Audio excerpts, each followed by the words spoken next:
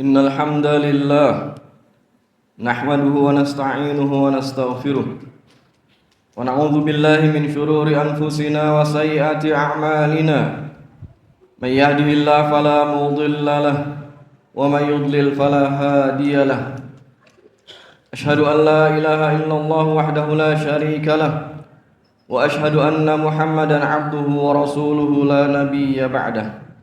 Qala Allah Ta'ala fi kitabihil karim, ya ayyuhalladzina amanu taqullaha haqqa tuqatih wa la tamutunna illa wa antum muslimun. Ya ayyuhalladzina amanu taqullaha wa qulu qawlan sadida yuslih lakum a'malakum wa yaghfir lakum dhunubakum wa may yuti'illaha wa rasulahu faqad faza fawzan 'azima. Allahumma shalli wa sallim wa barik ala nabiyyina Muhammadin wa ala alihi wa ashabihi wa man tabi'ahum bi ihsanin ila yaumiddin. Amma ba'd. Jamaah rahimakumullah, marilah kita senantiasa bertakwa kepada Allah Subhanahu wa taala dengan menjalankan perintah-perintahnya dan menjauhi segala larangannya. Di dalam banyak ayatnya Allah Ta'ala berfirman memerintahkan kita untuk bertakwa kepadanya dengan takwa yang sebenarnya. Antara lain di dalam Al-Quran surah Ali Imran ayat ke-102, A'udzu billahi minasyaitonir rajim. Ya ayyuhalladzina amanu taqullaha haqqa tuqatih wa la tamutunna illa wa antum muslimun. Wahai orang-orang yang beriman, bertakwalah kepada Allah dengan takwa yang sebenarnya, dan janganlah kalian mati melainkan dalam keadaan sebagai muslim.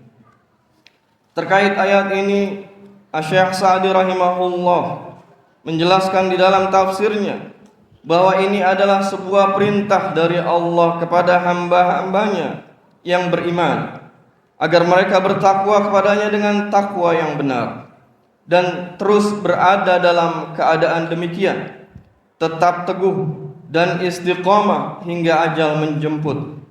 Sesungguhnya siapa saja yang hidup dalam suatu keadaan, maka ia akan mati dalam keadaan tersebut.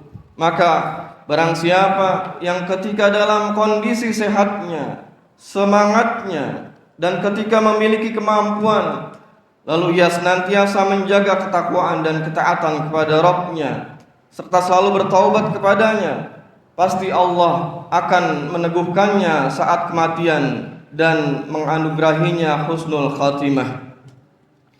Beliau juga menjelaskan bahwa yang dimaksud takwa kepada Allah dengan takwa yang benar adalah sebagaimana dikatakan oleh Ibnu Mas'ud radhiyallahu anhu, yaitu dia Allah ditaati dan tidak didurhakai, diingat dan tidak dilupakan, serta disyukuri dan tidak dikufuri. Ayat ini menjelaskan apa yang menjadi hak Allah dalam hal ketakwaan hambanya. Adapun kewajiban seorang hamba dalam bertakwa adalah sebagaimana firman-Nya, fattaqullaha mastata'tum. Bertakwalah kepada Allah semaksimal kemampuan kalian.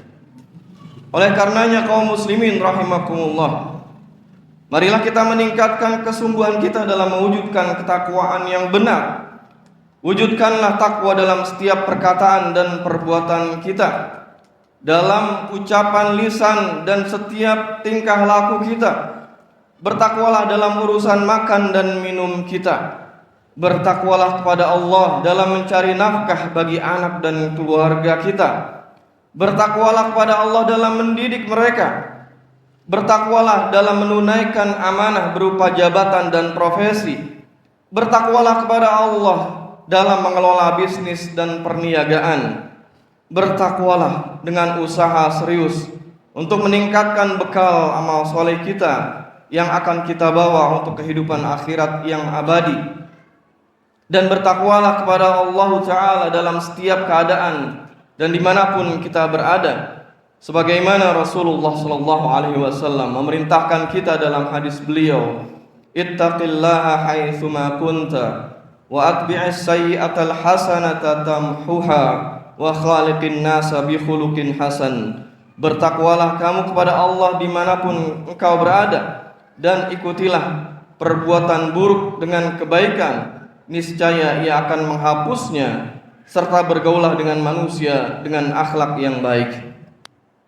Jamaah rahimakumullah, untuk mewujudkan takwa tersebut, selain dibutuhkan kesungguhan kita dalam mewujudkannya, sesungguhnya kita sangat membutuhkan hidayah dan taufik dari Allah Subhanahu wa taala. Oleh karenanya Rasulullah sallallahu alaihi wasallam telah membimbing kita untuk memperbanyak berdoa kepada Allah taala, khususnya dalam meminta hidayah berupa ketakwaan. Hal ini sebagaimana terkandung dalam banyak hadis beliau, antara lain. Yang pertama adalah hadis dari Ibnu Mas'ud radhiyallahu an, beliau berkata, anna nabiyya sallallahu alaihi wasallam kana yaqul, Allahumma inni as'alukal huda wat-tuqa wal 'afafa wal ghina.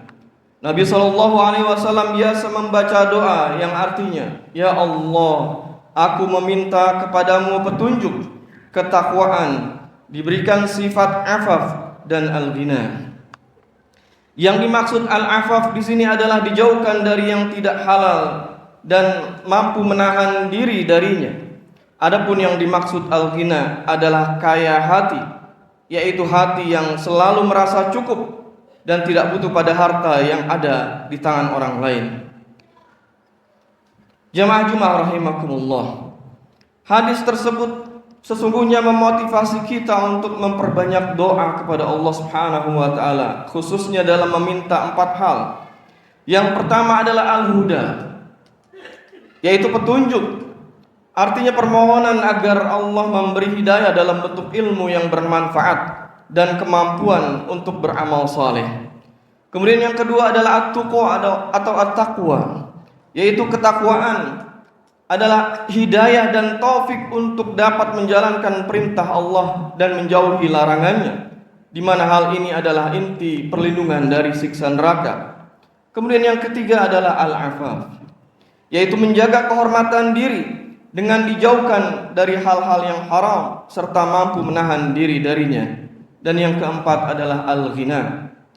Maknanya adalah kekayaan hati atau sifat qanaah, yaitu merasa cukup dengan pemberian Allah sehingga tidak butuh terhadap harta yang ada di tangan orang lain, juga selalu merasa cukup atas apa yang Allah tentukan, baik ketika Allah memberinya harta sedikit ataupun banyak. Kemudian hadis yang kedua adalah yang diriwayatkan dari Zaid bin Arqam radhiyallahu an, bahwa Rasulullah sallallahu alaihi wasallam berdoa memohon kepada Allah dalam doa yang panjang. Di antaranya beliau berdoa, Allahumma ati nafsi taqwaha wa zakkiha anta khairu man zakkaha anta waliyuha wa maulaha. Ya Allah, limpahkanlah ketakwaan pada jiwaku dan sucikanlah ia. Engkau adalah sebaik-baik zat yang menyucikan jiwa. Engkaulah yang menjaganya serta melindunginya. Di dalam doa tersebut, Rasulullah sallallahu alaihi wasallam telah mengajarkan kita untuk memohon kepada Allah taala karunia berupa hidayah rasa takut atau khawatir terjatuh pada perbuatan yang haram, dan hidayah kekuatan iman agar tidak mengikuti hawa nafsu yang menjerumuskan. Kemudian doa agar diberikan kemudahan dalam melaksanakan ketaatan berupa amal saleh yang dapat mencegah diri kita dari ancaman siksa neraka, dan juga meminta agar Allah menyucikan jiwa kita dari berbagai hal yang dapat mengotorinya, karena Allah lah, dialah yang maha kuasa untuk mengatur segala urusan kita. Barakallahu li wa lakum fil Qur'anil Karim, wa nafa'ani wa iyyakum bima fihi minal ayati wadh-dhikril hakim, wa taqabbala minni wa minkum tilawatahu innahu huwal ghafurur rahim.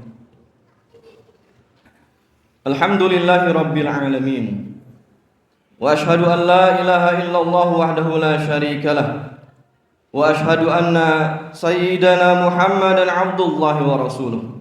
Allahumma salli wa sallim wa barik ala nabiyyina Muhammad wa ala alihi wa ashabihi ajma'in wa ala tabi'ina lahum bi ihsanin ila yaumiddin.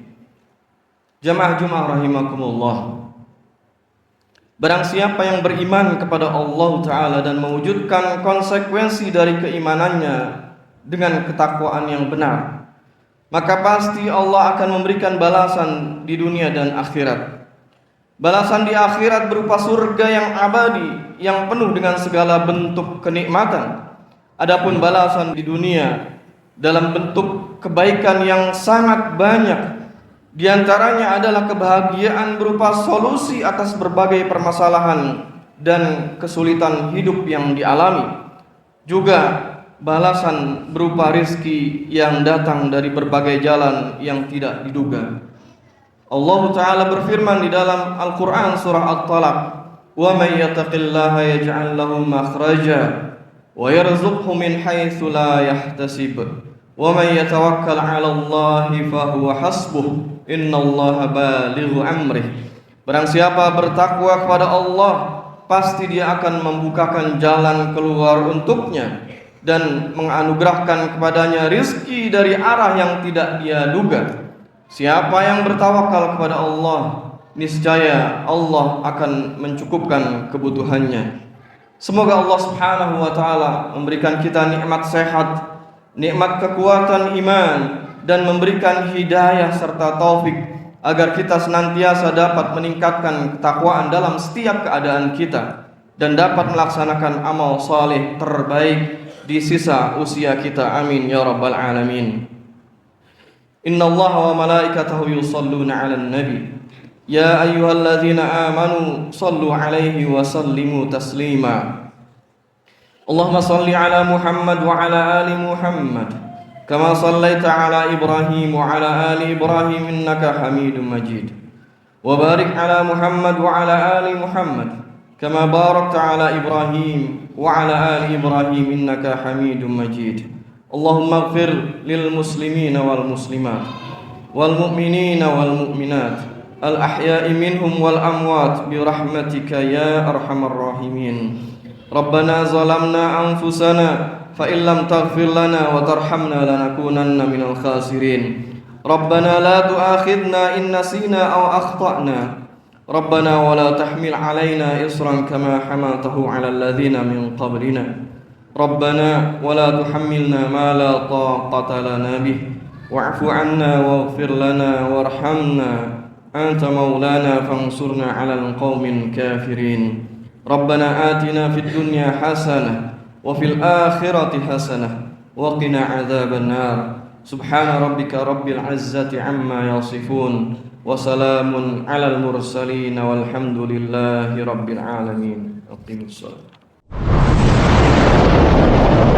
Hasmi, sebuah gerakan kebangkitan.